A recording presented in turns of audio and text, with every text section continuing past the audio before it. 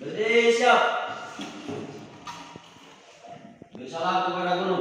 Assalamualaikum warahmatullahi wabarakatuh. Duduk siap. Sebelum kita melakukan mata pelajaran, alhamdulillah kita berdoa menurut keyakinan kita masing-masing. Doa dimulai. Doa selesai. Assalamualaikum warahmatullahi wabarakatuh. Waalaikumsalam warahmatullahi wabarakatuh. Salam sejahtera untuk kita semua dan selamat pagi ya.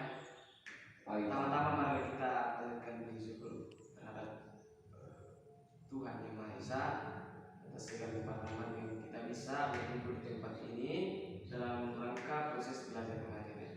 Dan tak lupa pula kita sertakan salawat dan salam kepada junjungan Nabi besar Muhammad SAW sebagai suri teladan.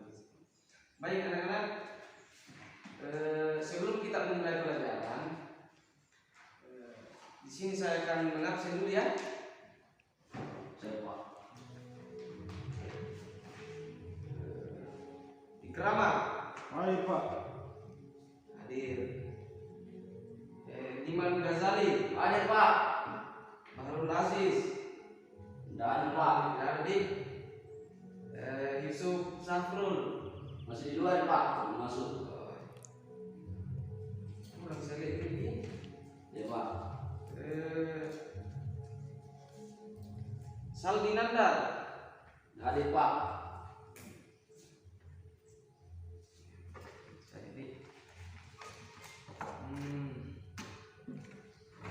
Baik, di sini saya akan mengajar topik pembahasan mengenai pemetaan konflik dan akar masalah ya. Kita belajar di konflik kekerasan dan perdamaian.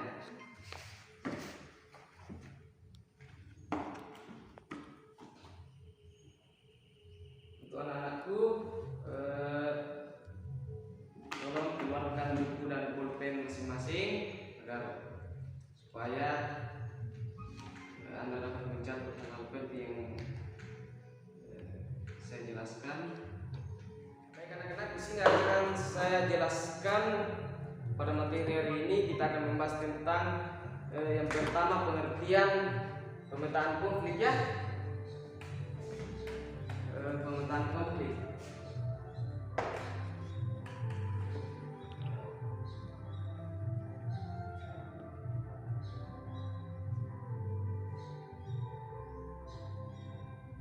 Pemetaan konflik.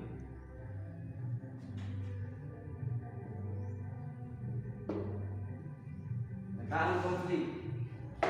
Yang kedua, struktur pemetaan konflik.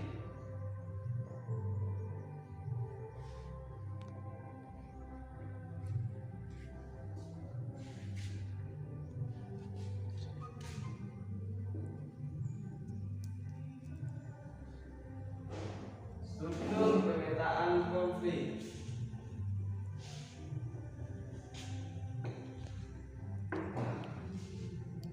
Ketiga, mencari asal masalah dari sebuah konflik.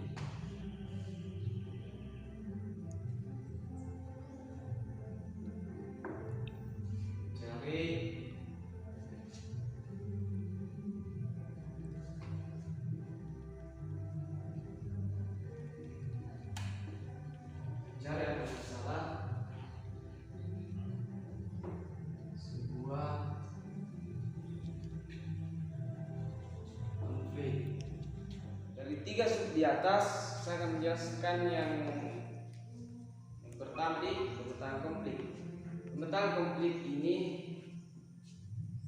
adalah cara untuk menggambarkan konflik secara grafis, yaitu yang menghubungkan sifat antara sifat yang bermasalah dengan pihak lain. Dalam pemetaan konflik di setiap masyarakat akan berbeda. Misalkan di masyarakat satu, pemetaannya bisa jadi akan menghasilkan pemetaan konflik yang sederhana. Sedangkan yang di masyarakat kedua bisa jadi hasilnya akan lebih rumit dari sebelumnya. Nah, di sini saya akan menjelaskan tentang struktur pemetaan konflik dan akar masalah. Yang bagian pertama ada konteks. Menurut Simon Fisher, meliputi pihak-pihak yang berkonflik dan aspirasi dari berbagai pihak. Pemetaan konflik menurutnya ini adalah cara untuk menggambarkan konflik secara grafis, yaitu menghubungkan antara pihak yang bermasalah dengan pihak lain, seperti yang saya tadi jelaskan mengenai pemetaan konflik ya. Yang kedua, isu. Nah, di sini isu menunjukkan saling keterkaitan tujuan-tujuan yang tidak sejalan di antara pihak bertikai. Dan isu ini dikembangkan oleh semua pihak bertikai dan pihak lain yang tidak teridentifikasi tentang sumber konflik. Yang ketiga ada pihak-pihak. Pihak berkonflik adalah kelompok yang berpartisipasi dalam konflik, baik pihak konflik utama yang langsung berhubungan dengan kepentingan, pihak sekunder yang tidak secara langsung berkaitan dengan kepentingan, dan tersier yang tidak berhubung dengan kepentingan konflik, pihak yang sering dijadikan sebagai pihak yang netral untuk mengintervensi konflik. Yang keempat,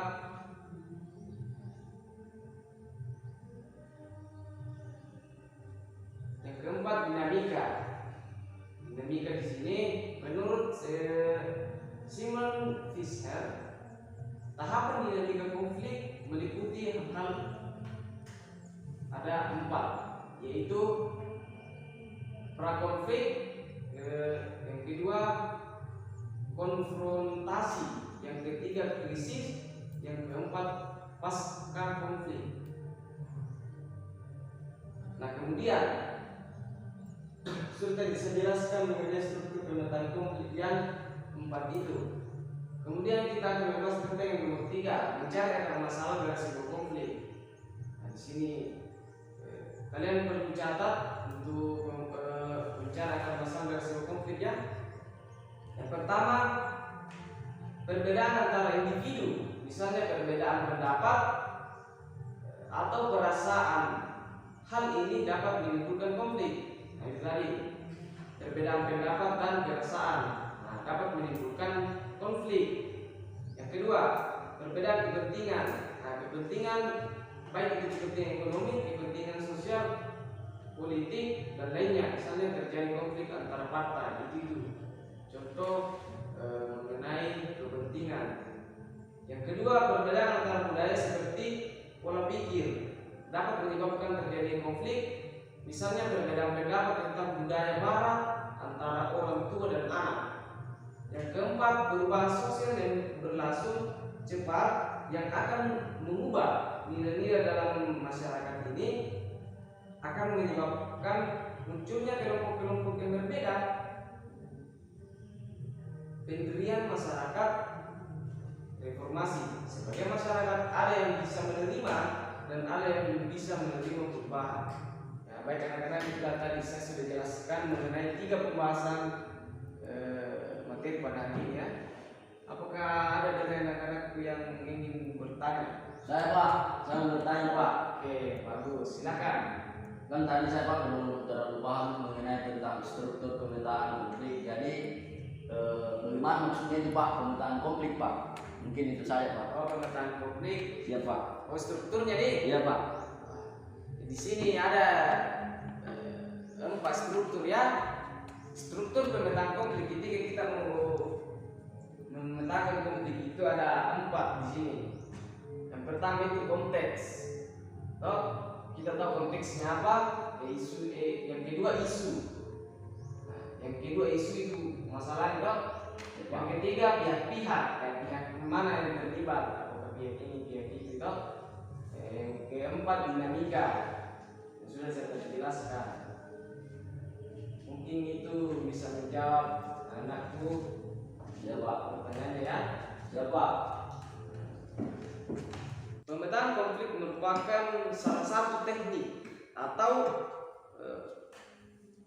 sederetan teknik dan alat yang sangat membantu dalam menganalisa dan memecahkan konflik. Nah, ketika orang dengan titik pandang yang berbeda memetakan suatu situasi bersama-sama, maka akan belajar tentang pengalaman dan persepsi orang lain, baik dari sisi konteks, isu, pihak-pihak yang terlibat, dan dinamika konflik. Itu penjelasan mengenai pemetaan konflik. Baik anakku, sampai di situ tadi materi yang hari kita untuk hari ini. Adapun materi untuk hari esok ya kita membahas tentang kearifan lokal ya. Kemudian ada tugas rumah mengenai pemetaan konflik ini. Saya akan kasih tugas saya nantinya. Saya akan kirim di WA nanti kalian masing-masing ya. Untuk kelas ya, saya akan kirim tugas di grup kalian ya. Sebelum kita menutup pembelajaran hari ini, marilah kita sama-sama merenungi dan berdoa untuk berkahnya nanti ilmu yang kita dapat ya. Siap Pak. Untuk itu kelas coba pimpin teman-teman kalian untuk berdoa dan sekaligus membaca doa untuk kita keluar dari kelas. Baik, silakan ke kelas. Baik. Sebelum kita menutup mata pelajaran kita untuk hari ini, alangkah baiknya kita berdoa. Berdoa dimulai. Doa selesai. Baik, dengan mengucapkan hamdalah, saya akan tutup pelajaran hari ini dengan mengucapkan alhamdulillahirrabbilalamin. Semoga ilmu yang kita dapatkan hari ini berkah ya. Assalamualaikum warahmatullahi wabarakatuh. Waalaikumsalam warahmatullahi wabarakatuh.